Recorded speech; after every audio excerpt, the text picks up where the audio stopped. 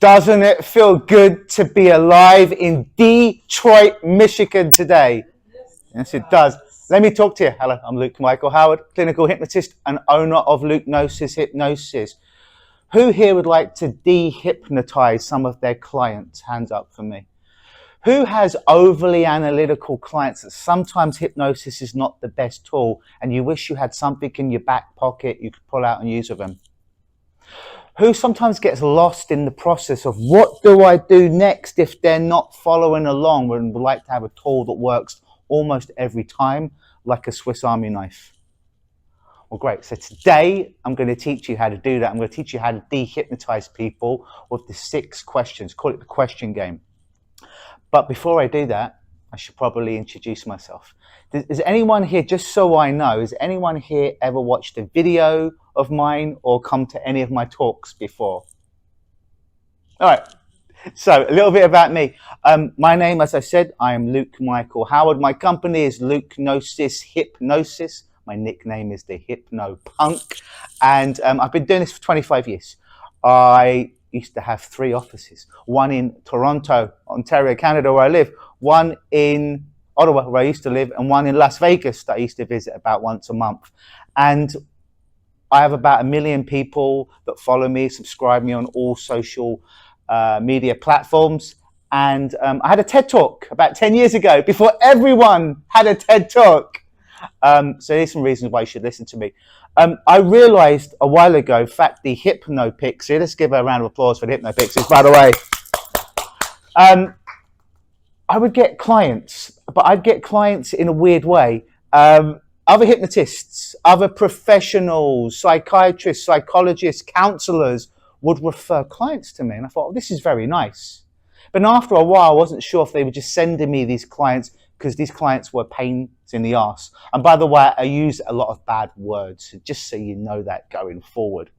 And they would send me clients that were very, very difficult to work with, resistant clients that they couldn't get the result. And these clients would have big, scary problems. And that might be stuff like they were heroin addicts, they were cocaine addicts, they had a big, scary trauma. And for whatever reason, this other professional didn't feel that they were equipped to deal with, and they sent them to me. And again, I don't know if that was a mark of respect or they just wanted to fuck me over and see me fail. But I got a lot of these people. And sometimes you're going to see me do this from time to time. It means okay in most places in the world, and I think in some Middle Eastern countries it means something else, but it's a swear word, but it's just so this will track me. And also, in case today, as we're going, I might do weird gestures. It's just to make sure that this follows me through. We are filming today, but it's getting none of you. If you do become a victim later on, a volunteer, do please take into account it is being filmed. And if you would like a copy of this today, I've got my cards on this table. Just grab a card and you can contact me by email or social media. And once I've edited it, if you want a copy, I will email it to you. Also today, please, if you want to take pictures, take pictures. If you want to make little short videos, take short videos. But please, please, please do me a favor. Just tag me, share the love. And if you want to tag me, it's whatever social media you use, it's lukegnosis.com. Luke, like me, then Gnosis at the end, hypnosis. Just tag me. So I get a lot of these difficult clients, these clients that were unhypnotizable, that were very difficult to work with. So usually my hypnosis skills wouldn't work with them. So I had to think and imagine and develop and make up other shit to work with these people. So this is what you're going to get to today. To explain how this works today, I've got to share a little story with you, which may or may not be true. Now, when I was 5, when I was knee-high to a grasshopper, my favorite TV show as a little boy was the A-Team. Does anyone remember the A-Team with Mr. T? At least 3 of us. All right, okay. So it was this cool show I used to watch every Saturday afternoon in the UK. And they used to have this character called Mr. T. And he was my first superhero. Big black guy, mohawk, lots of gold chains. And he was my gateway drug into professional wrestling. But I used to love this fucking show, and I used to watch it every Saturday at 5:15 p.m. on British TV. Now, one time when I was 5, my nan or my grandmother was looking after me. And I remember that she was looking after me because my mum was in hospital giving birth. to my little sister. So as I was watching the A-Team, this show, I was also doing my second favourite thing at 5. And I used to have a puzzle book. And my favourite puzzle to do was dot to dot. Remember those like dot to dot where you join dot 1 to dot 2 to dot 3? I'd love these. And if I don't say so myself, I was pretty good at making those connections on the page. But for whatever reason, and I would do it in the commercial break of the A-Team. But for one particular reason, on this Saturday at 5:15, when my mum was in hospital giving birth to my little sister, I couldn't make the next connection. I couldn't find the next dot in the book. So I had the book and I didn't want to miss a moment of my favourite TV show. So commercial break, I go to my nan. I go to my grandmother. I'm like, Nan, I can't find the next dot. I'm really frustrated. I'm really annoyed. Side note, I didn't have the emotional vocabulary to say annoyed and upset, but you get the energy. I was throwing a fucking tantrum. So I got my book, my puzzle book, and the audacity of me, I'm like, I threw it at my nan's feet. Loved her, but I threw it at her feet. I'm like, Nan, can you do this because I can't do it? Without missing a beat, my nan looked at me and she says, no, Luke, because if I do it for you, you'll never learn. So part of this process today is not using my puzzle book, but using the connections, the neurological connections in your brain.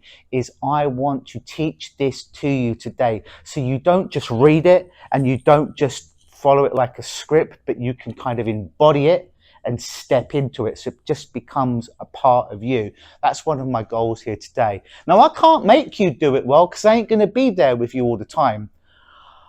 But I've got a few tools, a few ways of helping to get it into your unconscious, your subconscious mind today, to enabling it to be as a tool that you can actually use and deploy in the real world at the real times. And one of the tools I've got of helping people is sometimes I'm going to tell you stories. And sometimes these stories will seem like I'm going off on tangents. And you'd be like, why the hell is Luke telling me about when he was 5 and he's watching the A-Team? What does this have to do with the 6 questions? Everything I say has a reason behind it.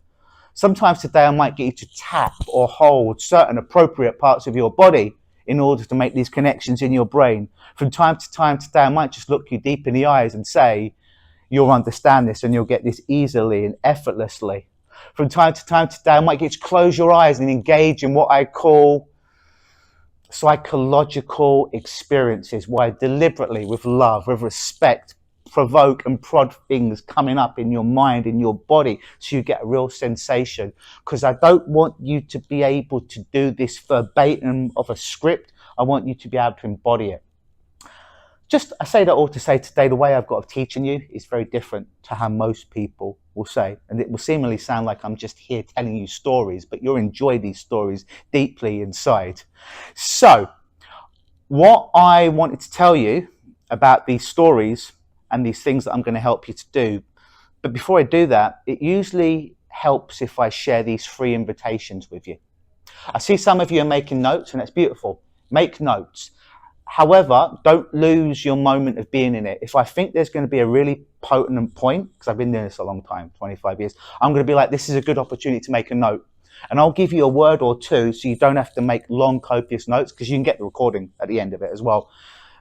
But sometimes we make notes, and I know for me, I sit in the back of the room and I'm fucking writing everything down because I want to get everything. I want to learn this stuff. I'm passionate.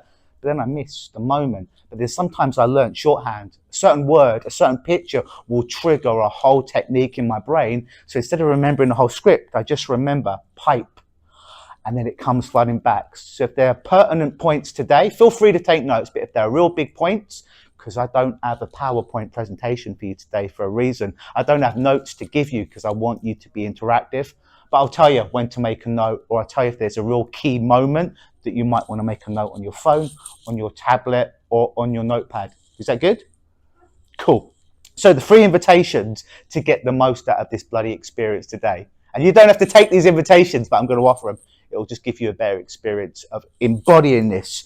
Number 1 is, it's going to sound very intellectual. When I get into this and unpacking it later on, don't fall into that trap of intellectualizing it and wanting to get every word at the right cadence, because it isn't about that. It's about embodying the energy. So today, I want you to be present and I want you to be in your body. An example of this is, imagine it's a movie and you're in the movie and you're the main actor in the movie. You're not watching the movie. I want you to imagine, and even if you don't like roller coasters, just pretend you like roller coasters, because this is just in your mind, that you're actually on the fucking roller coaster and you're strapped in tight, but you're enjoying the experience, versus you're watching one of your friends back here on the roller coaster. So invitation one, be really active here, making the notes. And I work on feedback, so I want to know where you are in this experience today. So that's number one, be active. Number two, I know you're smart. I know most people in this room have studied hypnosis. It's a hypnosis conference after all. Some form of healing psychology, I get it. But for the sake of all of this, everything you know about hypnosis, NLP, Huna, shamanistic healing, psychology, counseling, just for the sake of the next couple of hours, pull it to one side. So be like a whiteboard today. Now, when you leave, all that information is going to be there for you. But just come into this like a newborn baby. Just open up to this experience. Is that cool? And the third way of getting the most out of this today is I'm going to talk to you. But I'm going to talk to you in a very specific way. And I want you to listen. I don't mean to sound that to be condescending. We all listen, but very few of us hear. So I want you to hear what I'm saying, but I want you to listen in a very specific way. I want you to listen in the way you listen to your favorite kind of chill out music. When you're just kind of listening to it and you're there to kind of have an experience of what's going on. Nothing is expected on you. You don't have to be anywhere or do anything. You're just kind of there to have an experience. Is that cool with you guys? Very good.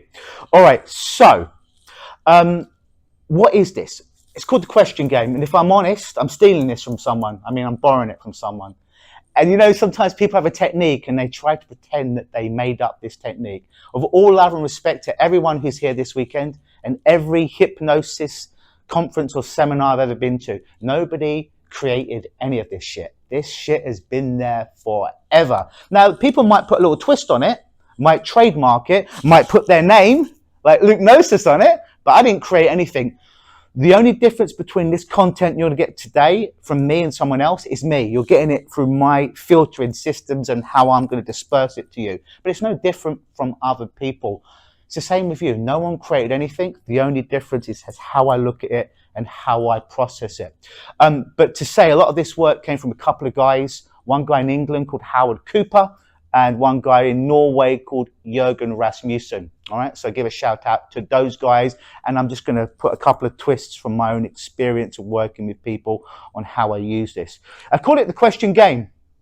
It's 6 questions. And the main purpose is to de-hypnotize people. If someone is very logical, very analytical, and they're not a great hypnotic subject, this is great for those type of people. If you have clients that have a very difficult time connecting with their sensations in their body or the emotions in their heart, this is really, really good stuff.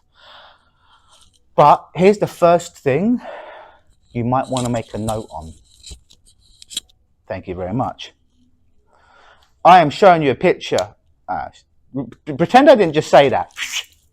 We're going to cut that bit out. Does everyone see that? Just shout out. What is that? A pipe. Would you agree? Yeah? You'd agree? Yes. So what everyone says that this is a pipe. It's not. It's a picture of a pipe. It's not actually a pipe. It's a picture of a pipe. Make a note of that. It's going to come in useful for everything we're going to do today. Because oftentimes our clients think that the picture is the thing. Oh, because I feel this sensation of butterflies in my stomach right now that I've labeled anxiety, I've got anxiety. But no, it's just a feeling. It's just a sensation. It's not real. Not to say they're not experiencing a sensation that they label called anxiety, but their thoughts can't ever be real. An example is, what else can I give you? All right. Do you see my t-shirt here? It's a bit small, but do you see what the word is? That first word there. Yeah, hypnotist. Yeah. So did you see that? So what is that? It's a t-shirt. It's a t-shirt. Well, it's an image of a t-shirt in your mind, because you're not really seeing this right now, because you're seeing it, but then you go inside your mind and you're making a picture of a t-shirt. Does that make sense? Another example is, and this is a better example in fact. What's the best one to use right here? All right, okay. I'm pointing to one of my tattoos here. I'm going to come in close right here. Do you see that tattoo right there? Do you know do you know what that is? That, yeah, you got it. Do you know what it's a molecule of? Dopamine. The chemical that makes us feel naturally high, rewards in our brain, right? So sorry, what is this again? Everyone, by the way, can call out. What is this? It's no. It's just a picture. It's just a tattoo. It's not the molecule. And it seems really obvious, right? But people like my anxiety, my depression, my pain, my trauma, none of it's real. And please take into account, I'm not saying they're not experiencing it. I'm not saying they're not suffering with it. I'm not saying any of that business. But they think the thought is the event. And the thought could never be the event. Because every client I've ever seen either has a problem that's rooted in the past or is rooted in the future. That one in the future is called anxiety.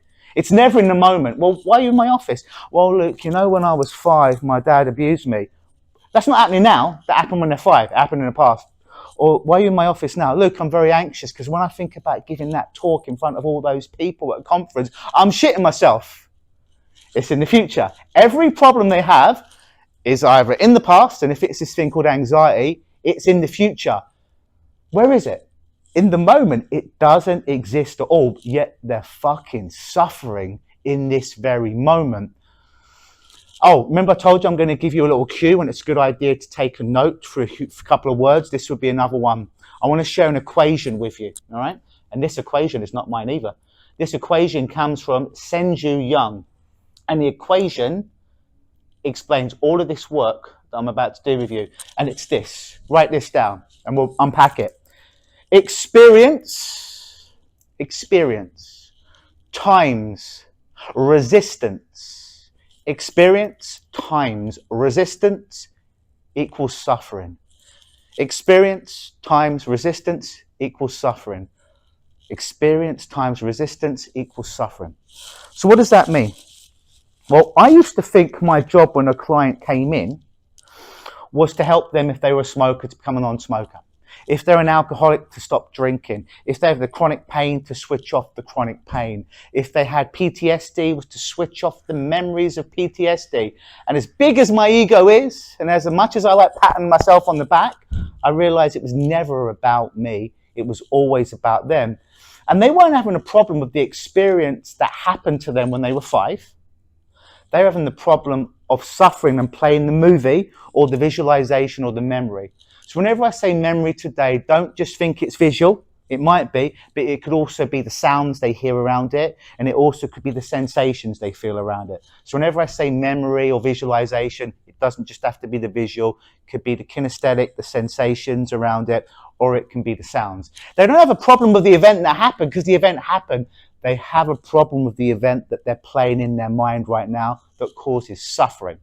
Now I'm going to give you a violent metaphor right now, and obviously I'm not going to really do this, but it helps to get it into your unconscious. So what was your name again?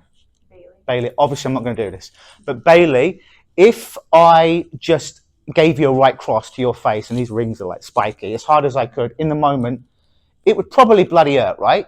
Fair to say, right? It would bloody hurt, it would make your face swell up, it might break your jaw. In that moment, it would create chronic acute, not chronic, acute pain. In the moment, it'd be a real pain that you would likely feel, right? But then when you woke up tomorrow or next week, perhaps next month, when the swelling's gone, when the jaw is okay, and the actual physical pain's gone, but you have a residue of bad feelings left, like, oh, why did I let him do that? He said he was going to do that. Why didn't I do something? Oh, I feel so ashamed of myself. Oh, I feel so weak. Oh, I'm so angry I didn't do something. That guy's such an asshole. All of those thoughts, all those feelings, all of those visuals are no longer about pain because the pain's come and gone. You felt it in the moment. Fuck, that hurt. But then it becomes suffering. When you replay the movie, again, the movie could be the pictures, the sensations, or the sounds. That's the suffering. I used to think my job as a change worker or a hypnotist was to go in my DeLorean time machine that doesn't exist, by the way, with my client back into the past and to change that stuff. But how the fuck could I change it? It's already happened. I don't know anyone who's got a real DeLorean time machine, all right, that actually exists. We can start playing around with the memories, but the horrible shit that's caused them to be in our office has already happened. So that wasn't their problem, because that thing happened when they were 5. They're now 35. It happened one time when they were 5. They're all the way here in the timeline of their life, but they're still being affected by it because they're suffering from what they're playing in their mind unconsciously. Most people are not doing it deliberately. So I realized my change in work was to help people let go of the suffering and stop resisting suffering, because the main job was couldn't change that, but could help them to release and not be resistant to the suffering. Experience times resistance equals suffering. Something shit happened to me. Oh my God, I wish it never happened. I wish I'd done this. I wish I'd done that about myself. Resistance, resistance, resistance, easy for me to say. Then you suffer. This is the whole equation today. And everyone who comes into my office, the thing hasn't happened in their office. The thing's already happened to them. So they're suffering. And they're suffering because of their thinking. And these whole questions today are going to unpack their thinking in such a way that they're not scared of their thoughts anymore. Even if the thoughts are scary thoughts, there's no such thing as a scary thought, by the way. A thought is a thought. In the same way, there's no such thing as good energy or bad energy. Energy is just fucking energy. A thought is just a thought. Now, whether we label it positive or negative, that's just a label we put on it. I'm going to teach you how to take that label out today. I'm going to take questions at the end, but does anyone have any questions on that stuff so far? Okay. So, let me break down how this works. I have a belief that everyone that comes in, their problem is a problem of thinking because the event's already happened.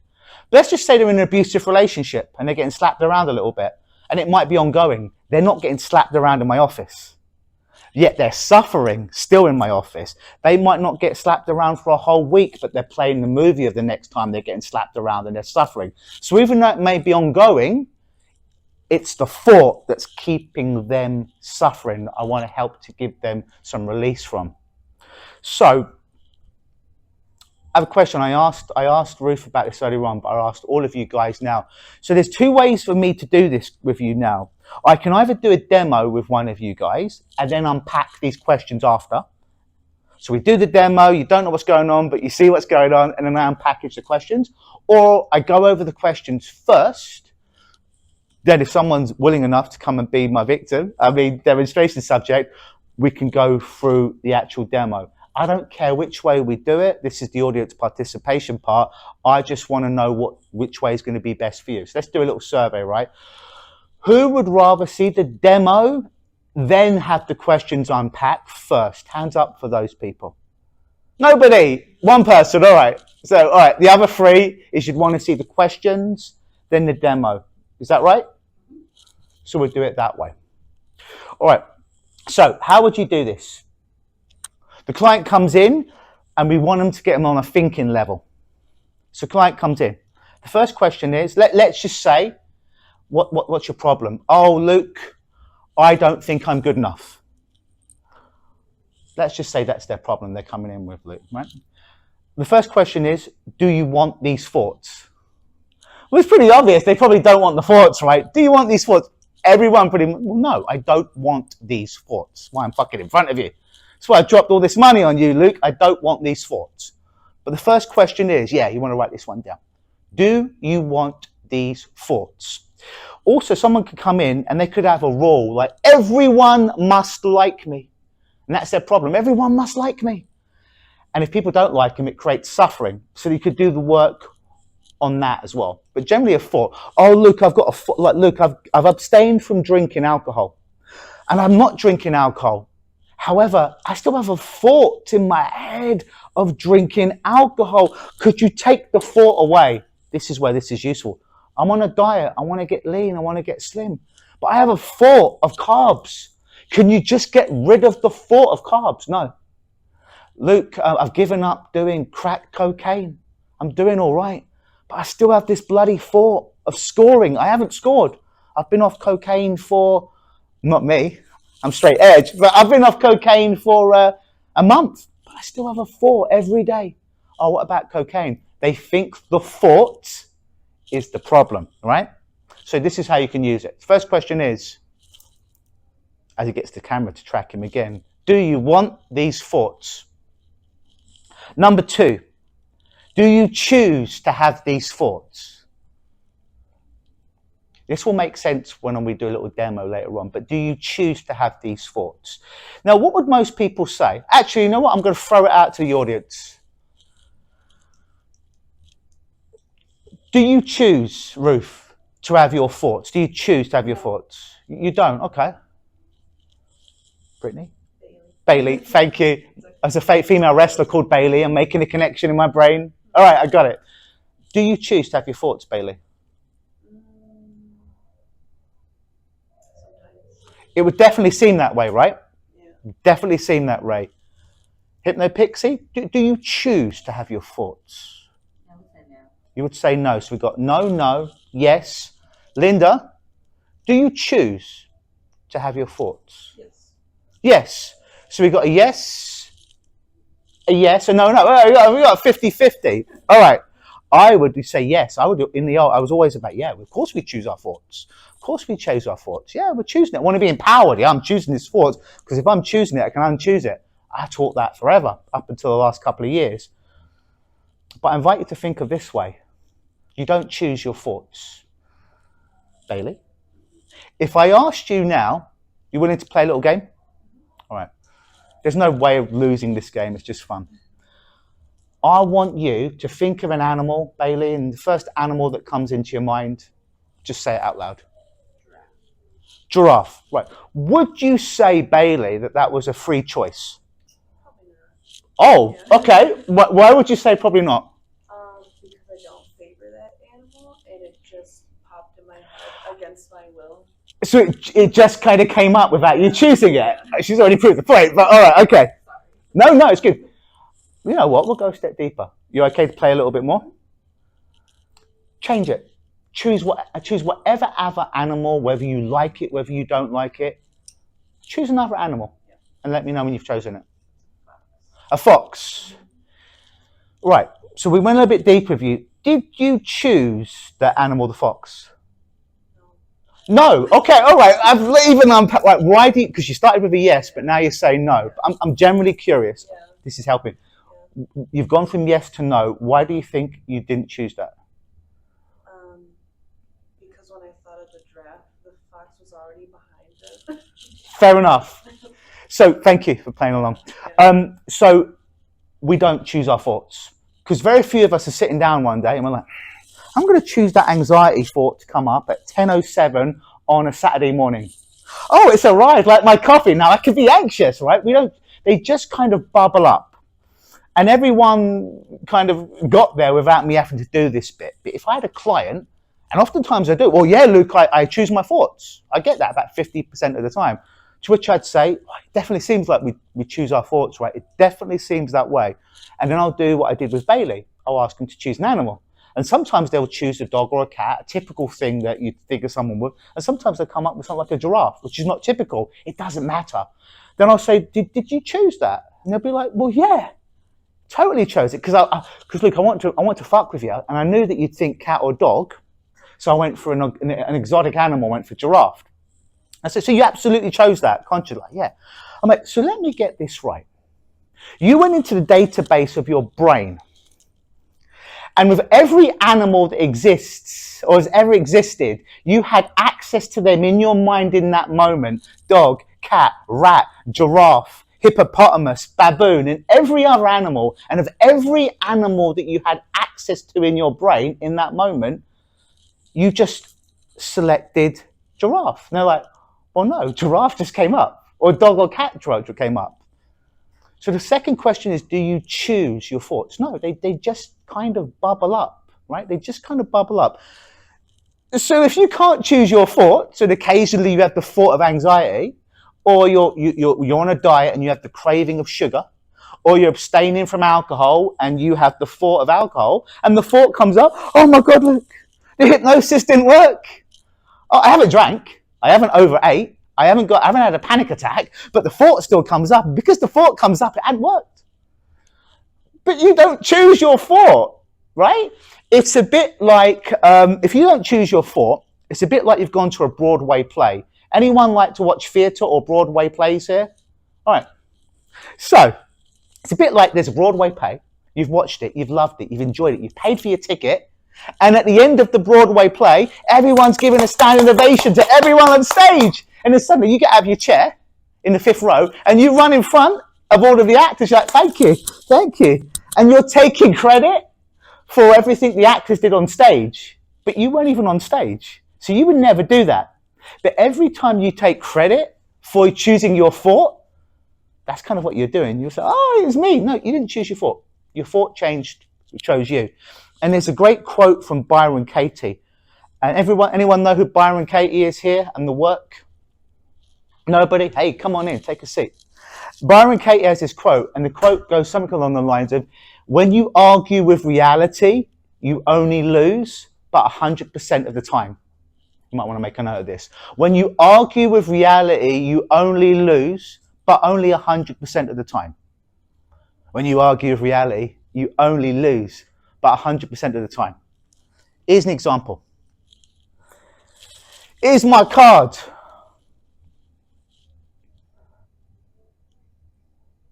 That's right, you can put your pens down after you made a go at that. Here's my card right here, right? Now, if I drop this card, I want my card to float.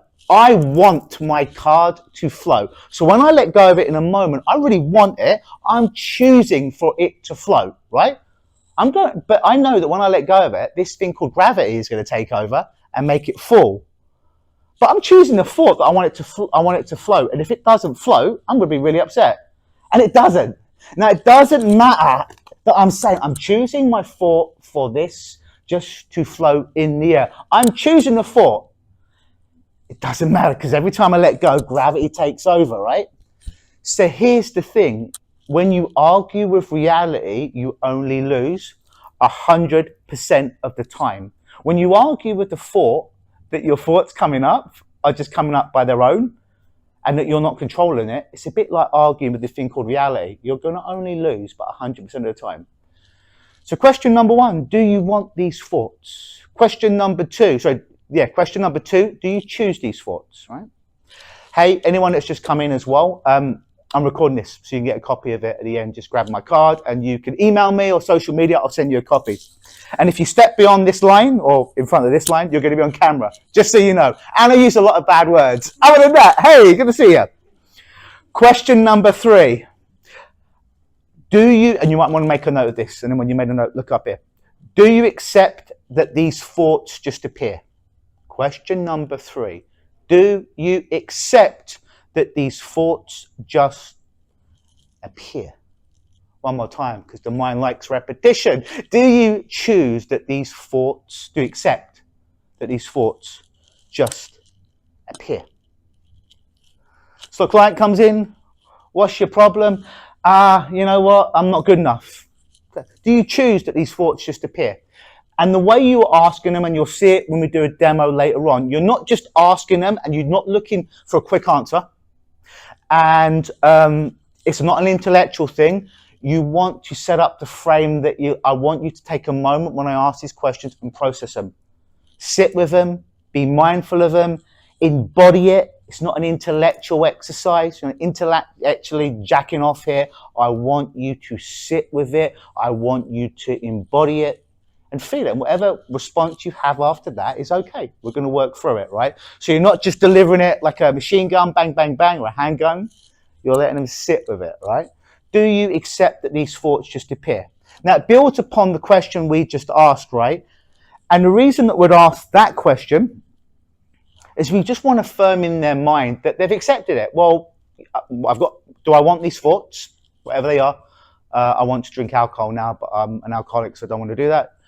Don't want these. Do you choose that you don't choose these thoughts? I don't choose the thoughts. They just kind of come up from time to time. I don't put them in my calendar or my reminder on my phone. They just pop up. Number 3, do you accept that these thoughts just appear? Well, yeah, like I said, Luke, I didn't sit down and say at 10:42 on a Saturday morning, I want this thought to appear of, I want to eat now, I want to drink now, I want to drug now. No, it just bloody comes up. You've got no control of it. It just comes up. That's question number 3. And you want to give them a moment with it. And they might say yes, they're getting it all, but you just get a gut feeling they're answering too quickly or they're not embodying it. So you want to use your abilities to calibrate, to see that they're getting it. And if they don't get it, it's beautiful because it gives you an opportunity to troubleshoot and to go a bit deeper. So later on when we get someone up here, hopefully it doesn't go well, so I can start to coach you and show you what you would do, all right? But you can only do that really when it doesn't go the way you want it to go. The fourth question you'd ask them, and here's where you start to shift and turn things around. This really gets them to start to think. Are you willing to accept that these thoughts just appear? You want to make a note of this one. I'll say it 3 times. Fourth question. Are you willing to accept that these thoughts just appear?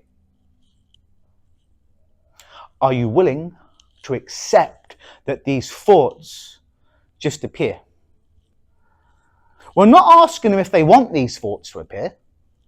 We're not asking them if they are enjoying or looking forward to these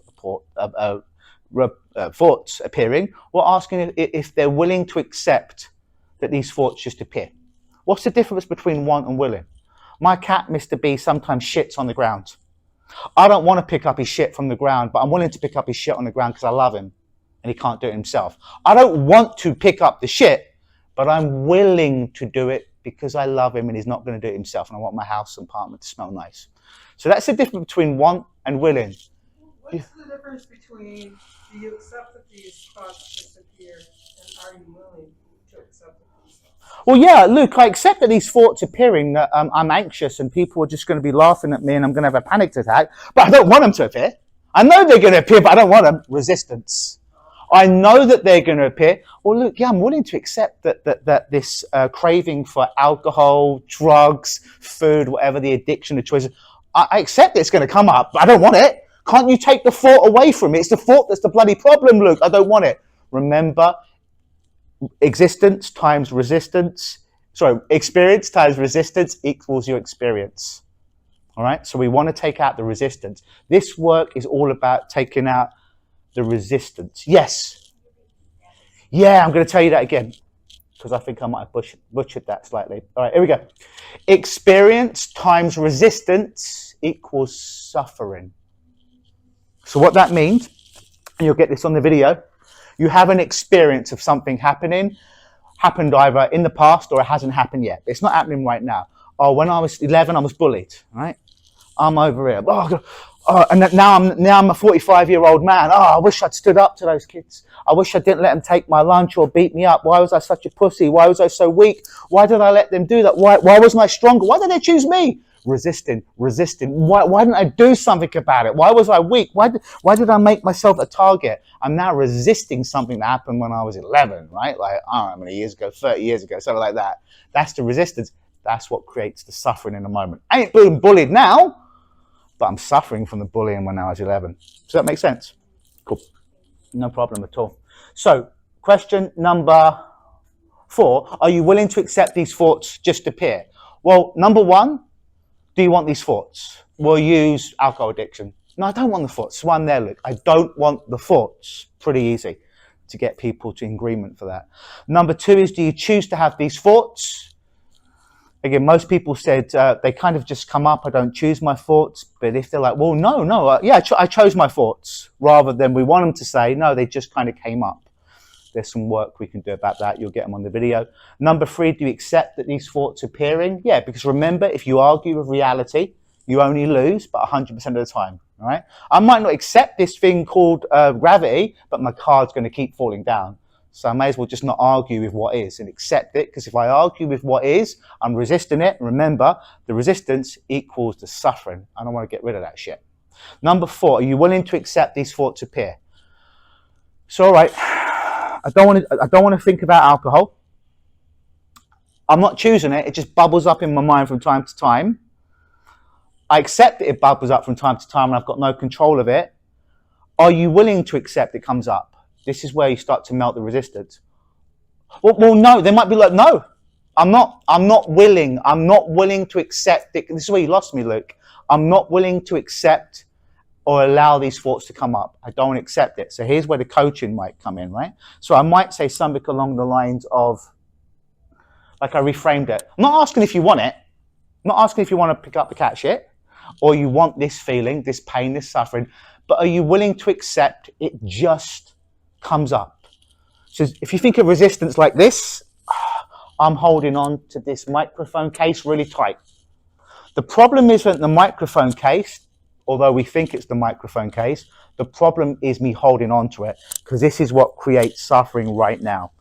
Nothing to do with the case. The case is the problem. We all have a fucking problem. As long as we're alive, we're going to have a problem. They come, they go. Some last a bit longer. This is never the problem. It's called living. If you never want a problem, then die. And I don't recommend that, right? So this is the problem. Comes, it goes. Here's where it becomes suffering. Now it's about me. I am an alcoholic. I am an overeater. I am a weak person. I'm not good enough. This is the resistance. This is the suffering. This is why they're there. The suffering. This is what we're working with these people, right? So we want to teach them, coach them how to release the suffering. So that's number 4. A willingness. Yeah, I'm willing to accept they kind of appear. Don't want it. Don't want to pick up the cat shit. But I'm willing that it happens. Love my cat. I'm willing to do the work. I don't like exercise. I fucking exercise 14 hours a week. I don't like it. But I'm willing to do it because I don't want to be a fat bastard. I don't want to exercise. I don't want to sweat. I don't want to fast. But I'm willing to do it because I don't want to be a fat bastard. Get the difference between willing and want? So that's number 4. That's where we start to shift them. And here's where it gets really, really interesting. Are you willing to have these thoughts? This is where we lose them sometimes. Well, no, Luke, I'm coming to see you because I want you to give me a lobotomy and remove the thought. Well, good luck with that. That ain't fucking happening. I think that's outlawed now, isn't it? Yeah, like are you willing to have the thoughts? A lot of number 5, yeah. Are you willing to have these thoughts? So let's say something. Well, no, Luke, I'm not willing. I'm not willing to have the thought of the drug coming in my mind, the addiction coming into mind, the anxiety. I'm not willing to have it. This happens. They're holding on to it. It's the resistance here. Because right now, I'm not going to do this with you. But if I were to do this with you, if I were to get you to close your eyes and imagining yourself being mutilated by a mass serial killer, right? And you really were your best Meryl Streeps and you really got into the scene and you imagined it and you embodied it, right? And then you can be willing to have the thought and then open your eyes and you've still got all your limbs and your heart still beating. The thought, no matter how vivid it was for you, did not create the experience of Michael Myers or Jason Voorhees or Freddy Krueger coming through that door and butchering you. Could be the scariest thought in the world, but it's not reality. Does that make sense? So when sometimes I have a client that has a scary thought, I'll do something that I call the serial killer experiment. I'm not going to do it with you guys, but I'll get them like, it's the thought that scares me, Luke. So imagine, who here has children or small children? Anyone? Okay. Old children, all right, okay. So let's say you've got a kid, and when your kid was younger, or perhaps now, they're like, Mum, oh, there's a monster underneath my bed. I can't go to sleep, there's a monster under my bed. And you're like, all right, little Jimmy, there's no monster underneath your bed. You know, it's all right, there's no monster in your bed. There's no monster underneath your bed, Jimmy, but whatever you do, don't look him in the eyes. What have you just said with that? There's no monster, but whatever you do, don't look him in the eyes. You're saying that even though you have that thought, it's not real, but it kind of is real. So when someone thinks the thought, when I think about doing the drug of choice or the serial killer, that the thought is the reality, it's a bit like the pipe at the beginning. I'll do it with you while you're here, right? Because you missed this bit. So, not to put you on the spot or anything, there's no wrong way of saying this. I'm just generally curious about what you say.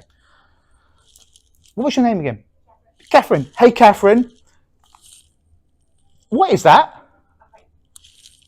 A pipe. It certainly would look like a pipe, right? It's not. It's a picture of a pipe. But here's the thing. People often think the picture is the thing.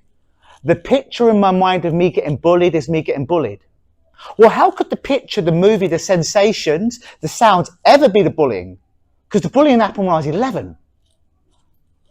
I haven't been bullied in 25, 30 years. I'm now 45.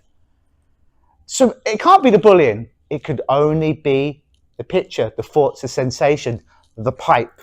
People think, and then everyone answers the same way as you. It's a pipe. It's not the pipe. In the same way as this, when I think about the bullying, it's not the bullying. It's just a picture of the bullying. People think the picture is the thing. It isn't. It's just a fucking picture because the thing has already happened. Does that make sense? It's a small thing, but it's everything. And when people get that, and I don't mean get it, I mean get it. When they get it, you don't have to do a bunch of fucking hypnosis, timeline therapy, who knows. If they get it, everything shifts because they're thinking it's the thought that's keeping them suffering. No. I'm gonna close my eyes. Trust me, I'm gonna think of myself being butchered by Michael Myers right now. I'm gonna go into my best Robert De Niro, Al Pacino method thinking right now. It comes in the room. All right, he's coming. He's got all this blood on him. He's like 6'6". He's got the knife. He's cutting my throat. Oh, this is vicious. There's all this blood. All this is like red. Oh, I'm really thinking about it now. He's choking me out. Oh, it's really nasty. Oh, I'm still alive. My throat hasn't been cut. Thought came. Vicious, horrible, nasty thought. We all have them, right? It came. I let it go. I didn't do this. This is suffering. Oh, fucking hell, what if Michael Myers is really there? He's really going to fucking come through. Because I'm thinking it means he's going to come. Let me imagine winning the lottery right now. I'm going to imagine it. I'm a really good imaginer. Let me really imagine all the money I've won. $50 million US. Even more than Canada, right? I'm going to imagine it really vividly right now with pictures and colors and sounds and sensations. Okay, bright, it's really bright as well. It's big and I'm in it, feeling it, associated, right? Okay, really. Shit, I didn't win the lottery. Doesn't matter how much I think it isn't, the thought is not the reality. Does that make sense? And it's the thoughts that people had. Oftentimes people are conned and people are being had by their thoughts. So if I have a client who says, look, I don't believe I could be hypnotized, to which I say, that's right, because hypnosis is just bullshit. But so is your thought, your feeling, your sensation, your trauma, your problem. That doesn't mean it's not real. Doesn't mean you don't feel it, but it's not real. And what I mean by real is, pretty sure right now this is real because I can touch it in abject reality, right? I'm pretty sure that my water bottle right now is these molecules and atoms are circulating in such a way that they create this object. I can feel it, right? Where's my anxiety? Where's my depression? Where's my PTSD? Just because it's a condition, the condition is the thought, the sensation, the sounds that seem real in my body. And I'm suffering as if it's real, but I'm being had by an illusion. I think that the pipe, the picture of the pipe is the pipe. And when people realize I could have the most horrible, nasty, gnarly thoughts, visualizations in the world, and I'm safe, and I'm okay. And I could also have lovely, vivid feeling sensations, and maybe they'll make me feel better. But again, there's no good thoughts and there's no bad thoughts. It's just a label we attach to them. Like there's no good or bad music, right? For some people, they love the R&B. For other people, they love the country. For other people, they love death metal. And for the person who loves country, listen to death metal, that's bad music. But there is no bad music. It's just you like what you like. It's just the labels we attach. Music is music. Energy is energy. Thoughts are just thoughts. It's when we start to attach labels to them, anxiety, fear, depression, worry, and suffering. That's where the problem is. And we want to start to take, this whole process is about taking the red flag out of the thought. Because when we take the red flag out of the thought, you can have any thought and you realize the thought will never hurt you. So you never worry about, oh, I have a thought, I might relapse. And it's been 5 years and I've done so well abstaining from this drug. What happened to I relapse? You don't care. It's just a thought. There's nothing attached to the thought because you've taken the red flag out of it and it's just a thought. It's no good, it's no bad. And when you start to take the red flag out of the thought, problem. This starts to happen where you used to do that. Problem, oh, I've had the thought that I'm going to relapse. And no, we've taken the red flag out. So the problem comes, we're human. As long as we're alive, we're going to have thoughts that we don't always want, feeling sensations, but then it just comes out like that. We're taking the red flags out of their thoughts. And here comes the sixth and final question. Here's where you might really lose people. Are you ready? We'll recap them as well at the end, all right? can you look forward to these thoughts? Well, fucking hell, Luke, I accepted the first one, which was, do I want these thoughts? Well, no, that's why I'm there. I'm on board with I don't choose my thoughts, because you did that thing with the animals and I chose that animal, but not every animal in the world showed up. So yeah, it kind of chose me. I didn't choose my thoughts. I'm on board with that. Did I accept these thoughts just appear? Well, yeah, I said when I think about it now, they did just kind of come up and it chose me. Number 4, you're willing to accept them. Well, I had to work a bit like that, Luke. But when you said the thing about the cat shit and want versus willing, yeah, I don't want these thoughts, but I'm willing. I was on board with that. Then with number 6, you said, are you willing to have these thoughts? And you taught me that thing about resistance, and that's where I get the suffering. I was even on board with that, with a bit of work. But can I look forward to these thoughts? No.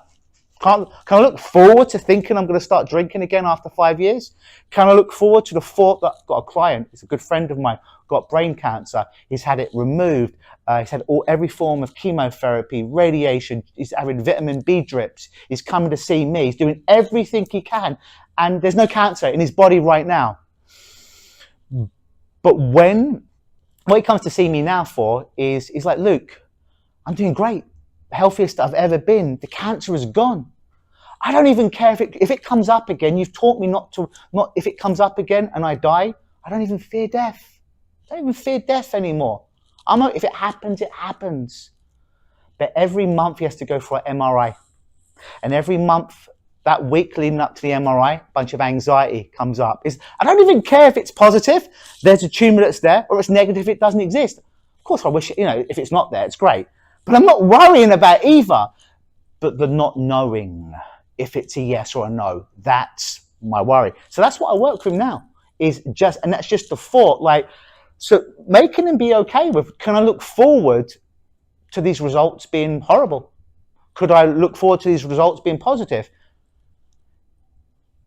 And that's what I'm working with him on the subject. So an example is, can you look forward to these thoughts appearing? Well, no, I'm not. I'm not looking forward to dying.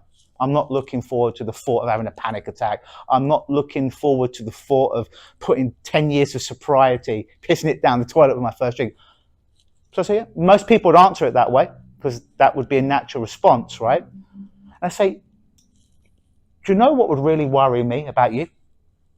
Is if you left here, client with a problem, and you're doing so great for a couple of weeks, you're not having any of these thoughts about your problem.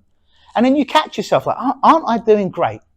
I feel great, I haven't used, or whatever the problem is. I haven't anxietied myself or shamed myself. Aren't I doing good? Why has it worked?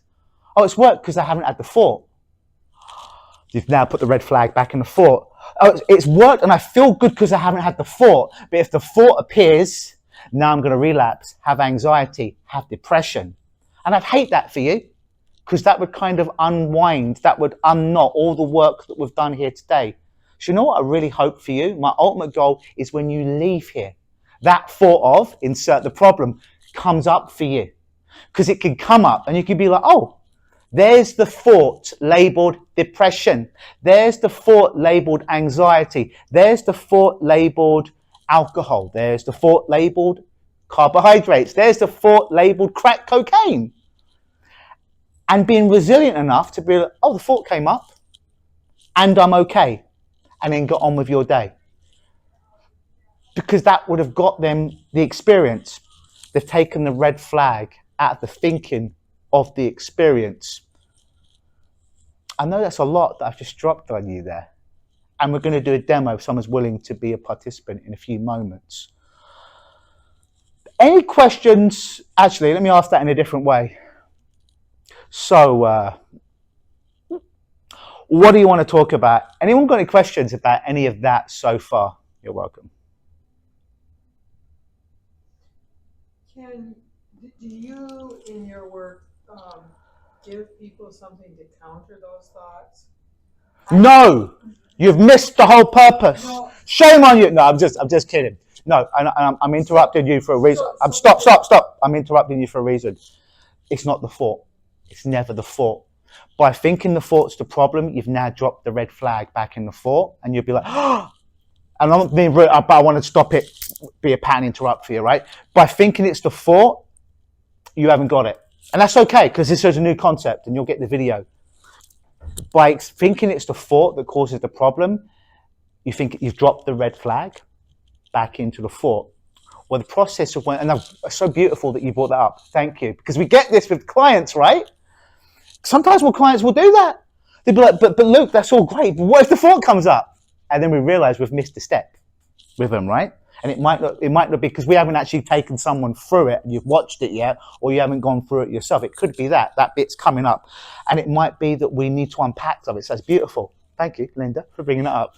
So we want them to be like, no, like you could have the most dreadful thoughts in the world.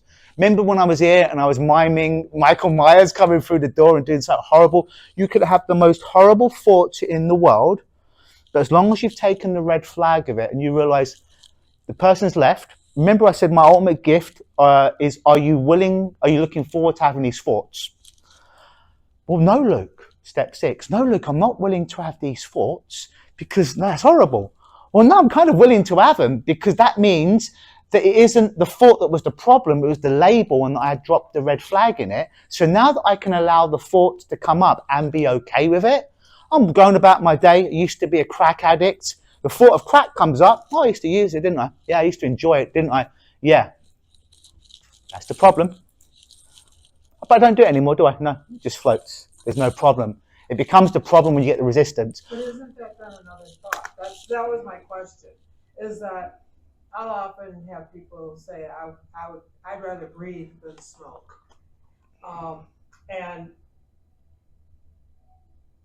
So if they get that, they're driving a car and somebody sips out in front of them and they say, oh my God, I need a cigarette. Yeah. No, I'd rather breathe than smoke. Yeah. No, because, you can do that. But remember, there's, I don't know, I've got 333 techniques I counted the last call. We've all got techniques, right? But remember what I said at the beginning, invitation number 2 is I know you've got a whole host of skills that you've developed. We all have. Yeah, I reframed it. But you get where I'm going with this, right? So I woke up and it was bloody realistic for me. These zombies biting my toes. It was bloody realistic. I was sweating. I was shaking. I was like, fucking hell, are they around, these zombies? I got up in the middle of the night. And then within 5 seconds, I'm like, motherfucker, it was just a nightmare. You're okay. And in the moment I realized it was just a nightmare, there was no more fear. I didn't need to tap. Hold on. I didn't need to tap. I didn't need to think. I didn't need to reframe it.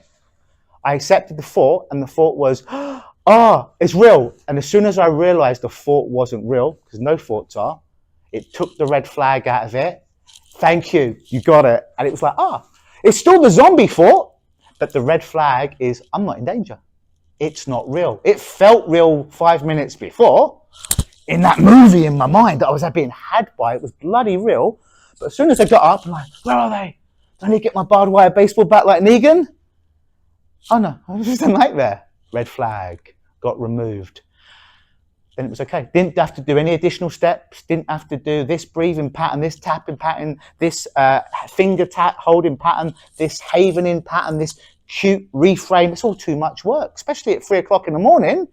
My logical mind's not online for that. It was just like, wake up. Are the zombies here? No, it was just a dream. Oh. I believe in making things easier. I believe in a straight line. You can get from A to B and you can do this. And you can eventually get there and it might work. I'm a lazy bastard. I just think about going straight forward like this. We're going to do a demo with someone in a minute if they're willing to do it. Any more questions on that? How long does a typical session doing this take? Yeah, it all depends. For some people, I've taken them through it in 10, 15 minutes. Some fuckers, it might take an hour to do it with them. It all depends on how they're processing the stuff. Like sometimes you might get, and I'm guilty of this, sometimes I attract a lot of yes people in my life. As clients, they're people pleasers, and I have to do a big thing at the beginning of my first working with people. Like, I can be a bit of a persuasive fucker, but please don't ever think your job is to make me happy, to please me. It isn't. I just want you to be real and tell me about your real experience. Because if you're telling me something because you don't upset me, but we haven't really done the work, you're going to leave and feel disenfranchised. But if there's real stuff that comes up for you and you're having a real experience, I'm going to coach you through that. So be real. I'm not looking for any particular answers other than the answers of your experience in the moment. So yeah, it could be 10 minutes. To be honest now, if I took someone through it 10 minutes, I think it's a lot of surface stuff, and I'd want to use my skills of calibration to make sure they're going through every step, and they're not just they're not just here, and most of us are, me sometimes as well, but they're here, and I'm watching them think about it, process it, and however they do, and I'm getting, like with Linda, I knew when she got it. I just saw, and then not here, but I knew she got it here. I'm like, she got it. We got it there. Does that answer your question? Yes. Cool. Any more questions before we do maybe a demo?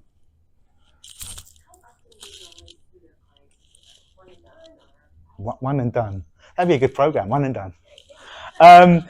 Usually 3, no more than 3, unless they've got something that we are managing, like weight, right? So if they've got 100 pounds to lose or to release, I know it's not going to be happen in 3 sessions unless we chop their legs off. So that it might be over a prolonged period of time, because I need to coach them through it after we've de-traumatized them at the beginning.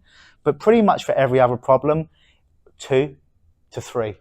And they're done because, and they're happy that they're done because the work's done. Like, Luke, I booked 3 sessions, but we're kind of done with 2. I'm like, are you upset that you paid for 3? No, we just fucking are ahead of schedule, and they're happy with it. Yeah? Does that answer your question? So you sell it as a package deal? Yeah, so typically I have 3 programs, bronze, silver, gold. One will be 1 session, and about 5% of people will do it. And I try not to sell it, because really with 1 session, I want a minimum of 2, but I want to give people options. 2 will be what I call the silver program, and 20% of people will go for that.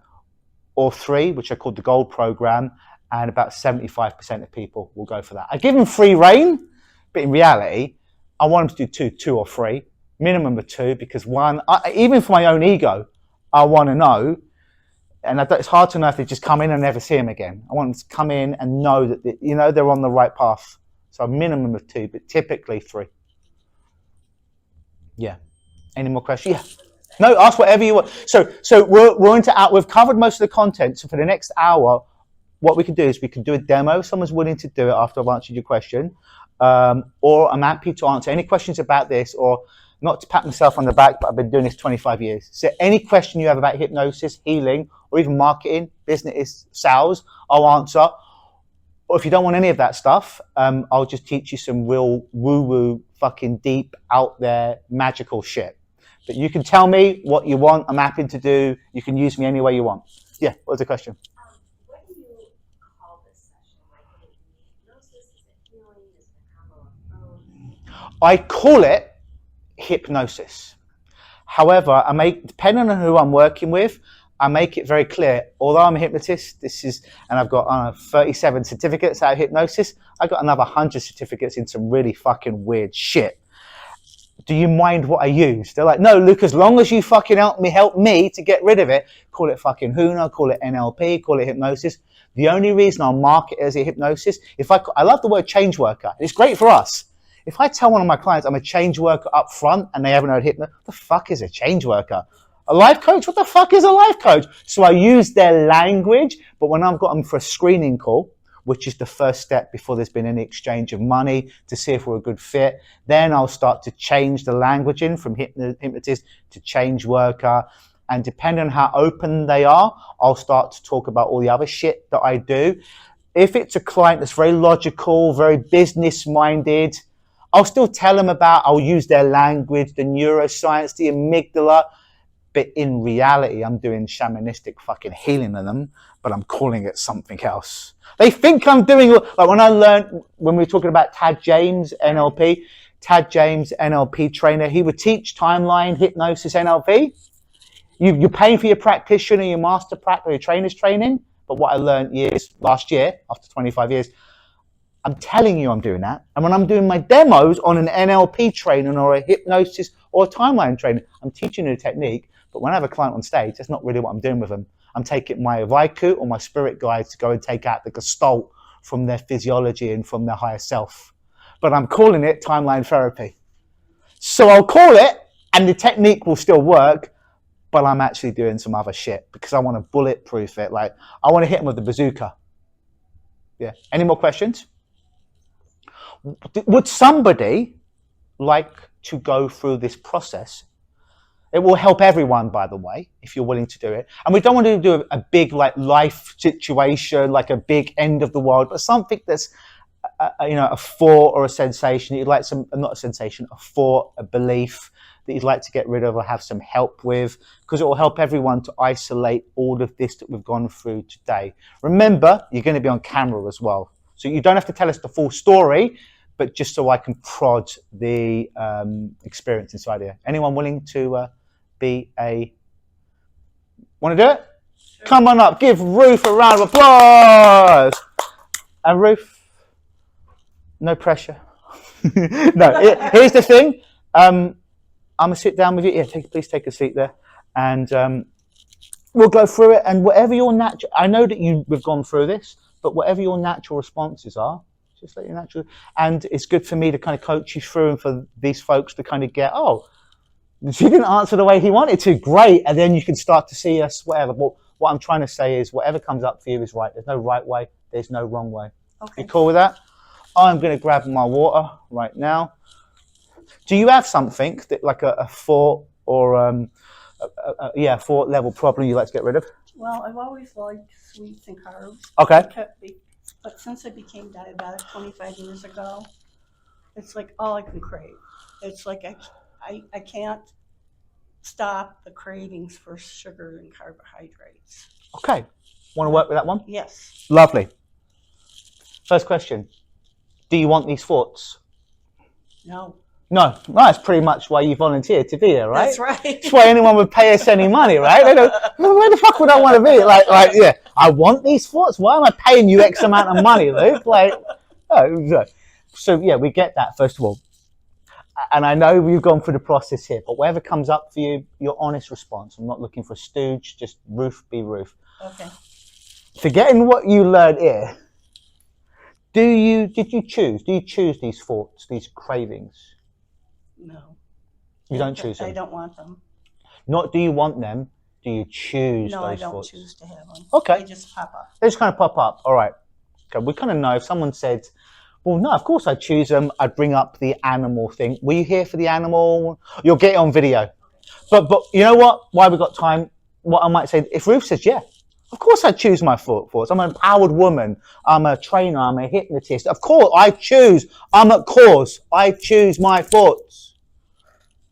It certainly seems that way, doesn't it? Certainly seems that we choose our thoughts. I, up until a year or two, would have said, yeah, totally. I'm in charge of my mind. I'm a cause of my problems. I'm choosing my thought. Maybe not consciously, but unconsciously. To which I'd say, yeah, it certainly would seem that we're choosing our thoughts. I'd ask Ruth to think of an animal. Play along with me. Think of an animal, Ruth. A dog. A dog, right? And did you choose that, Ruth? Did you choose your dog? Did you choose that thought of your dog? No. No. To be difficult, let's say she says, yeah, of course I chose it, Luke. What you say? It certainly seemed that you chose your dog, right? And I might give her an option to choose a more difficult animal, because typically people would say dog or cat. So you know what? Like, really, really try and mess with me. Just choose another random animal. Elephant. Elephant, all right? So, did you choose that? Well, yeah, it wasn't a dog or cat. I went in. So it certainly would seem that way, wouldn't it? But I'm going to pose that you didn't choose that. Because in that moment, every animal that you knew of wasn't online for you. A dog, a cat, a rat, a mouse, a baboon. Did you just think of baboon when you chose that animal? Did you? No. No, you didn't. So how could it have been a free choice when she didn't even have access to a bloody baboon? So it wasn't a choice. It just kind of came up.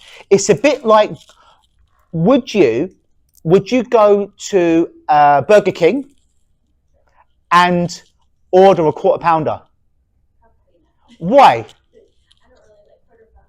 Or they don't exist in Burger King, right? But that's right. And you wouldn't order it because it's not on the menu. Because it's not on the menu, how could it have been a free choice? In that moment, Ruth didn't have access to the thought labeled baboon. So if she didn't, but you know a baboon exists, right? You've heard of a baboon before. But in the moment, she didn't have access to it. So how could it have been a free choice? She didn't have access to every animal. That's what I would do with someone. Make sense? If they chose. And that's where you might start to lose them, and then you start the coaching. So, you're craving foods, craving sugar. Yes. Do you want these thoughts? No. Do you choose these thoughts? Sometimes I think I do. But and honestly now, do you still think you choose these thoughts? Or do you think they just come up? I'm okay either way, by the way. Well, I was very ill when I was a child, and my mother gave me chocolate and chips to make me feel better, give me energy. And so it's not that I choose to do it, it's just kind of ingrained in me. But you don't choose? No, I don't choose. Okay, that's all we want. Okay. She doesn't choose it. I say this, it sounds very condescending. Don't mean this to sound condescending. Don't care about the fucking story. I just care about, well, and I mean it with empathy, but I just care that she embodies like, no, it just kind of comes up. I've got a story behind it. I've got rationale behind it, but I also accept it just bloody comes up from time to time. It's inconvenient. And that's where I want to get her to. And not just here, I want to get her here. Does that make sense? Yes. Cool. Number 3, do you accept these thoughts just appear? Yes, I accept it. Oh, see that? A little bit of resistance there. No, this is beautiful. We want this. So I'm going to go back and I'm going to grab these 2 things right here. Your mouth said something, your body said something else. Did you see that? Yeah. That's beautiful. Lovely. I'm glad that happened, by the way. So, do you accept these thoughts appear? Remember what I said. When you argue with reality, you only lose but 100% of the time. I want this bloody car to float when I let go of it. I love seeing things float in the air. If I lose my pen and it's just floating, I can find it. If I just lose it somewhere and it's on the ground, I can't see it. I want shit to be floating. I like spacemen. I like David Copperfield when he could fly in the air. I like the idea of flying. I'm not willing to accept gravity. I'm not willing to accept it. I'm not willing to accept that when I let go of this card that says hypnosis, that it's not going to fly. I'm not willing to accept it, so I'm going to drop it. Ah, shit. Gravity. But I'm not accepting it. No. You know what? I'm not accepting that. This time, I'm going to hold it up and it's going to fly. Watch this. No, but you know what? I'm not accepting this thing called gravity. It's going to fly this time. Watch. I'm really thinking about it. Really, it's going to fly. Watch. I'm not accepting gravity. When you argue with reality, you only lose 100% of the time. Not asking if you want the thought, not asking if you enjoy it, but you're willing to accept it just kind of appears. Oh, yes. There you go. See the difference right there? Want to get her to there, but not just with the mouth, with the body. See how that was a lot more congruent? So that's the 3rd one I want to get her to. Or was that the 4th one? Are you willing to? What was that? Are you willing to accept? Did I ask her? Are you willing to accept that these thoughts just appear? Was that the one I just asked? Or did I ask her that you accept these thoughts just appear? All right, we'll just do number 4 anyways. I'm willing. Are you willing to accept? We haven't done number 4. Are you willing to accept these thoughts just appear? I'm not asking if you want them to. I'm willing. You're willing? Okay. That's lovely. She says that. If she didn't, well, no. I'd give her the metaphor. Well, and this is true. My cat, Mr. B, shits on the ground. Do not want to pick it up. I'm willing to because I love him and I don't want my house to smell of shit. I don't like to exercise. Fucking every day I exercise. I fast. At Christmas, I fast a month. I don't want to fast. No food. I love food, especially at Christmas. I don't want to do it, but I'm willing to do it because I don't want to be a fat bastard. I want to be healthy. So I'll give a reframe like that and I'll wait till I see if they said no, which is great. Because if they were saying yes to everything, I think there's a problem. Because if they'd said yes to everything, they probably wouldn't be in my office. Because the problem wouldn't be the problem because there'd be no more suffering. The thought would have come in and it would have gone out. They're here because they're doing this. So if they say yes to everything, they're either a people pleaser, which I don't want because I can't really help them. So I give them permission to not bloody be a people pleaser and to have a real experience. So I'm actually happier when I'm not getting yeses because it means they're real and they're really going through the process and we're doing the work. Does that make sense? Are you willing to accept they kind of appear? Are you willing? So this is again, this is number 5. Are you willing to have the thought of sugar, of carbohydrates? Are you willing to have that thought? Yes. Really? Did people buy that? Yes. No. Okay. No, this is good. You're helping us, by the way. So no, it's good. I'm really resistant. No, this is beautiful. I'm very happy. You're helping them. You're helping me. I love this. Is a better video. If it was yes to everything, bloody hell, it'd be a waste of time. So are you willing to have these thoughts? Because remember, this whole process is about taking the red flags out of our thinking, right? The red flag meaning danger in some form or fashion, right? So non-willing is thinking there's still danger. And remember, I always keep going back to this, right? This is you. This is the thought. Good thought, bad thought. It's just a label. It comes and goes, right? Every day, I think we have about 70,000 thoughts a day. Supposedly 57,000 are positive. If we label them positive, 3,000 have labeled negative, right? But they come, they go. The only way not to have a thought is to be bloody dead, right? And I wouldn't recommend that. The only becomes a problem is when we resist it. Remember, resistance times experience equals suffering. So most people are here. They're holding on to the bloody thought and they are suffering. Can't change the event that happened, but we can stop their suffering. My job, I see, is to help them to let go. Resistance is the thought. Resistance is it's not okay for me to have this thought. Resistance is I'm coming to you, Luke, because I'm a crack addict and I've been clean for a month. But if that thought comes in my mind, I'm going to use. That's the thought. The thought is the suffering because they think the thought equals. Yeah, they think the thought isn't resistance. The thought is I'm thinking about using crack. I don't want to think about crack anymore. That's the resistance. The thought is just a thought. It's neither good. It's neither bad. It's the label we attach. It's the thought that I don't want to use it. I don't want the thought. I don't want that thought. That thought is bad. That thought means I'm going to start eating sugar again. Get what I mean? Yeah. You get it? Yeah. It's just the labeling of the thought. The thought is just a thought. The pipe is just the pipe. Remember back to our picture at the beginning? So are you willing to accept these thoughts? Let me say that again. Are you willing to accept these thoughts? What we're looking at them to do? Yeah. I'm willing to accept them because the thought isn't me doing it. The thought isn't me overeating sugar. We've taken the red flag out of it. The thought of me using crack isn't me using crack. The thought of me self-harming isn't me self-harming. The picture of the pipe isn't a pipe. Make sense? Get it? And the last one, and you will likely lose everyone on this one. Can you look forward to the thoughts, those thoughts of sugar? No. This is real. Right? Most people go back, well, no, you add me to that, but no, if I could look forward to it, why the fuck would I be here? Totally normal. And I say, I'm so happy you said that. You know what I really would hate for you? I'd really hate for you to leave here today and to go a couple of weeks and you don't have sugar, you don't have carbs, and you don't even have a thought about it. Then all of a sudden, a couple of weeks from now, I've been doing so great. I haven't had any excess carbohydrates. I haven't had any excess sugar or whatever the problem is. But that's because the thought hasn't come in my mind. And if the thought comes in my mind, dropping the red flag, that's mean I'll use again. And the only reason this has been good is because the thought hasn't come up. And now that the thought's going to come up means I'm going to do it. We've now dropped the red flag, the danger in it.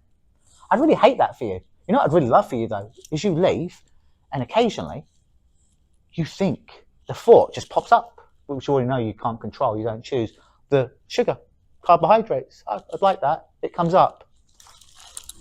But you're so mentally and emotionally robust, because I want to make you emotionally and mentally bulletproof, that when it comes up, oh yeah, it comes up and passes. Versus, the thought came up, dropped the red flag, suffering. That's where she came in. Thought comes up, oh yeah, sugar. I used to like sugar. I used to eat sugar. I can think about sugar all I want. Doesn't mean I'm using it. Go on with the rest of your day. That's what I want to get you to. So thinking about it like that, can you look forward to these thoughts coming forward? Good. Still? No, this is lovely. Thank you. It's beautiful. This is real. She ain't a stooge. I'm always worried about these hypnosis conferences. Everyone wants to make everyone look good. So there's always this shit. Because like, oh shit, I don't want to embarrass them. And if I'm on their stage, I want them to take good care. I want it to be real. Lovely. Still more work to be done. This is where it might go more than 10 minutes, which means it's more likely that we're actually doing the work versus yes, yes, yes, yes, yes, and then reach out a month later. Oh no, look, it didn't work. Well, did you get it? Well, no. Did you apply it? Well, no. Do you have a question? Is there? I have lots of thoughts. Yes, I know. It's good. It means you're alive. And they're very confusing. That's right. Is looking forward to those thoughts different from anticipating the thought? Yeah, because anticipation could be bad. Or I'm anticipating when I give this talk at the Michigan Hypnosis Conference, no one's going to like it, no one's going to like me. Could be bad, right? Well, that's a thought. It's a thought, but anticipation could be good or bad. I'm specifically asking Ruth, Yes. if she can look forward to it. Can you look forward to that thought? Can we take the red flag out of it? So the thought coming up, oh, sugar, I'd like to have sugar now. Can you look forward to it popping up, knowing that every time it pops up, you're becoming more emotionally resilient and mentally bulletproof because you know you're still alive and you know it's not the thought that causes you to eat the sugar, it's the red flag that you dropped into it. Oh, the thought means I'm going to eat sugar. Thought of the bloody, the lottery, $60 million falling out of the air right now. Let me think about it really vividly. Shit, it didn't come out of the air for me. The thought isn't the thing. The pipe, the picture of the pipe isn't the pipe. That's why I do at the beginning. I know you've got more questions. I'll come back to you in a minute. Can you look forward to being emotionally and mentally bulletproof enough that when that thought of sugar comes in, be okay with it? You can kind of look forward to it. Yes. Almost there. Not quite. This is lovely. Don't be sorry. You're doing beautifully. But you see, we're nudging her along, right? I would rather this be in my office or over Zoom than we kind of get emotionally there. But she wants to make me happy. So she yes, and then she leaves and she's too embarrassed to say, well, no, Luke, I wasn't. She's lovely that she see how much she's come through the whole process. Just a little bit more work. You're doing great. All right. So, you know what I said? Do you remember what I said to you about my ultimate? Well, I'd hate for you to leave and never have a thought of sugar again. Right. This is a true story. I love carbohydrates, but I don't eat them a lot. Now, I will tell you something. When I come on a training or a vacation, mini vacation, I eat copious amounts of carbohydrates. But the rest of the year, unless it's like a special occasion, like a birthday or something, I don't eat carbs because I get carried away with them. I bloody blow up, right? But while I'm here, I eat carbs and I accept the thought of me eating carbs. In the old days, about eating carbs is going to blow me up, make me a fat bastard. No, accept. If I'm going through a fast or I'm going through my normal life, if there is such a thing, and the thought of carbs comes up, in the old days, I'm doing keto. I'm having no carbs. Oh, but now I have a craving. By the way, craving is just a thought. It's just a thought that's really empowered and energized up. But all it is a thought. And I know I said this at the beginning, but when I say a thought, it doesn't just have to be a visual. It might be a movie. It might be a still. It might be a sensation inside your body. It might be a sound. You know, it's all of these things and none of these things is a thought. So the thought of like carbohydrates comes up into my mind. Oh, that means I'm going to break. Oh, I've done so good for the last 2 weeks. Now I'm going to have carbs. Now I realize, no, it's just a thought. Would I like carbohydrates in this moment? Yeah, especially if I haven't had any for a couple of weeks. But the thought is like the pipe. It's just a picture. It's not the real thing. Could I have the thought and not eat carbs? Yeah. Could I have the thought and eat carbs? Yeah. Taking the red flag out of it. It just doesn't matter. Because the thought is the picture of the pipe. It's just a picture. It's not real. People think it's real, but they start to get, it's a craving, it's real. Well, it feels real. But we know craving, it feels really real. In the moment, it can be overwhelming, but it's just pictures. It's just thoughts.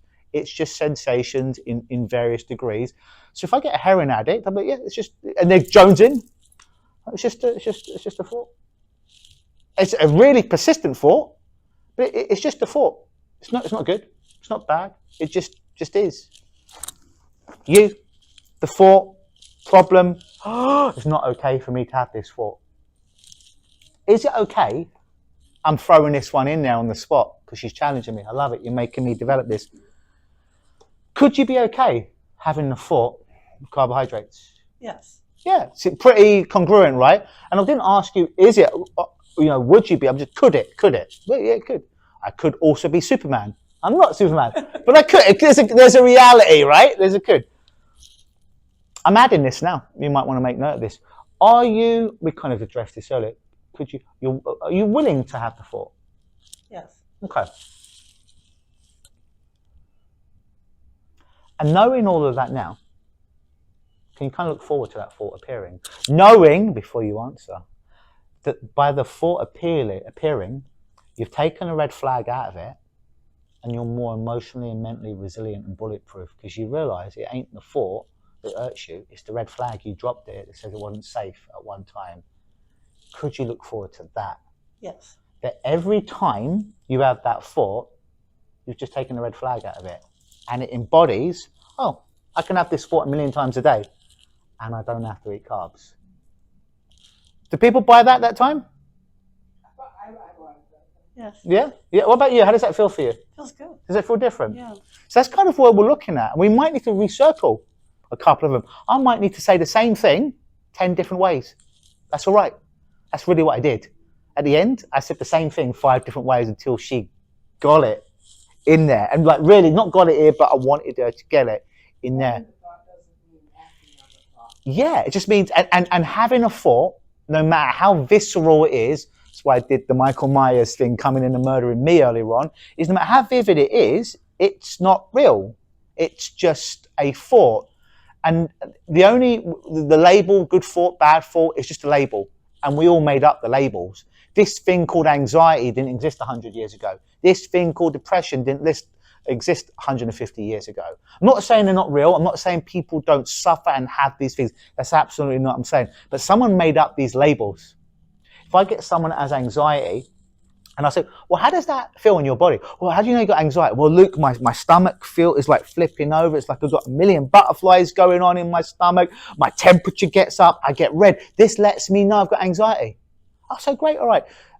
You ain't got any knee or back problem. I'm not asking you to do this. This is just going off on a tangent, but it will make sense. Like, you don't have any knee or back problems, do you? Like, no. I'm like, and I'll be on Zoom. I'm like, so could you just stand up and if you've got space, just do a minute of jumping jacks and it's okay. And they'll do their jumping jacks on the spot. And after a minute, I'll get them to describe their sensations in their body. What are the sensations? Well, I'm hot. My heart's beating a million times an hour. I'm perspiring. Thank you. It feels like my stomach is churning over. But I'm not anxious. But it was the same set of sensations in the body. The only difference was this labeled anxiety because I labeled it a long time versus anxiety versus I'm labeling this exercise. It's just a bloody label. So this whole process takes out the red flags, but also takes off the labels. And oftentimes we're hypnotized by the labels of these words, anxiety, craving. We all are, even me to an extent, because we've been brainwashed to them. So what this is no matter what thought you ever have, you can have great thoughts, bad thoughts. It's never the thoughts. So you can always be emotionally bulletproof because it's never the thought that's having you. And if you ever get caught by, I'm anxious. No, it's just the thought labeled anxiety. I'm having a craving. No, it's just the thought labeled craving. I really want sugar. It's just the thought labeled I want sugar. The picture of the pipe isn't the pipe. Again, go back to the little kid. Mummy, I'm scared of the monster under my bed. Hey, little Jimmy, there's no monster under your bed. But whatever you do, don't look it in the eyes. By thinking the thought is the problem, you're looking the monster in the eyes that doesn't exist. No, we're saying there is no monster. It's just a fucking thought. It's not good or bad. We just label it. Why do we label it? Because we were hypnotized at some point to label it by a lot of suggestion compounded over years, friends, family, social media, government, news. We didn't sit down at a table, decide, well, we're going to label this shame. No, someone else made up this shit. Hence why this process, a lot of it's about dehypnotizing you by taking off the bloody labels on the emotional jars. You feel good? Yes. I'd be generally Thank you. interested how you experience this over the next I'll couple of follow up weeks. with you. So take one of my cards, and I think you already did, and Yeah. email me, and we'll send you a copy of it. But I'd be generally interested in just noticing what happens. Yes. You up for thank that? Cool. Thank you. Let's give Ruth a round of applause. Thank you, Ruth. You can go back to your chair if you do. Thank you, Ruth. Lovely. 3 minutes. Oh, the okay. All right. Oh, Ruth's gone to you now. All right. Come back to me. Come back to me. Come back to me. This way. I think Ruth is the, yeah. Ruth, I think you're the target. All right. I'm the target. All right. There we go. Very good. So, how much time we got left? 9 minutes. 9 minutes. All right. Any questions on anything on the questions game, anything on that demo, or anything about me or hypnosis? Yeah, go ahead. So is the end result, I mean, it's to release their suffering, but is it kind of like when that thought pattern happens, that they can be okay with it, that they don't start to get, the feelings or get the scaredness of it? It's kind of like let it pass, or think it, let it pass. Good question. Too many words. No, lovely, because that's how a real person would react, right? And remember, straight line. I want to help you straight. To answer your question, were you here when I talked about the nightmare? Yeah, you were, with the zombies. Had it last night. Zombies, they were eating me, blood. But I kind of enjoyed it in a weird way. But, let's say I did enjoy it, right? I wake up, heart's beating, where's the zombies? I need the barbed wire baseball bat. No, just a nightmare. Go back to sleep. Didn't need to hypnotize myself. Didn't need to tap. Didn't need to reframe. All great skills. Use them all. Continue to use them all. Sometimes too much work. I believe in the moment, if someone's flustered, they're going to go back to, the martial artist who practiced the same punch a million times versus the martial artist who's practiced 10 different punches, 10 different kicks, and in a real life situation, but they become log jammed and they get KO'd. Whereas in the dojo, because they've practiced this, they would have been able to win the fight. I just want to give you the clear, in the moment when the proverbial shit hits the fan, I just want you to have the most natural thing. It was just a nightmare. Does that make sense? So no thought is bad, right? It's just, no, it's not, we can't stop thoughts. We already know, how the fuck could we stop them? They already bubble up. We don't choose them because we know not every animal was online. Like going to McDonald's, Burger King, ordering a quarter pounder, you wouldn't, because it's not on the menu. If it's not on the menu, how could you have chose it, right? Less work. Just if you come back to one thing, two things. Red flag, out of the thinking, it was just a dream. And if it was just a dream, don't need to de-traumatize them, don't need to tap, don't need to haven, don't need to re-imprint, don't need to timeline therapy, don't need to reframe them, don't need some sexy hypnotic pattern. No, it was just a dream. That's it. Less work. We want to make things so complicated because it makes us sound like so intellectual. These 10,000 steps to design this beautiful language pattern that we're the only ones that get off on it, by the way, other hypnotists. I'm just like, no, can we just get there? I want to work on the level of thought. Because when we change the thought or the way they perceive their thought, it changes everything. On the deepest level, it's on the level of thought versus the level of feeling. It's the level of thought. Because when they realize there's no bad thoughts, it changes everything rather than, we're just working on anxiety. We're just working on shame. It's the thought of shame. It's the thought of anxiety. It's the thought of depression. It's the thought of overindulging in the addiction. But it's just a thought. The picture of the pipe is not the pipe. The red flag is removed. There's nothing to be fearful here. Make sense? Thank you. Any more questions? How long between sessions? Yeah. Typically, fastest would be a week.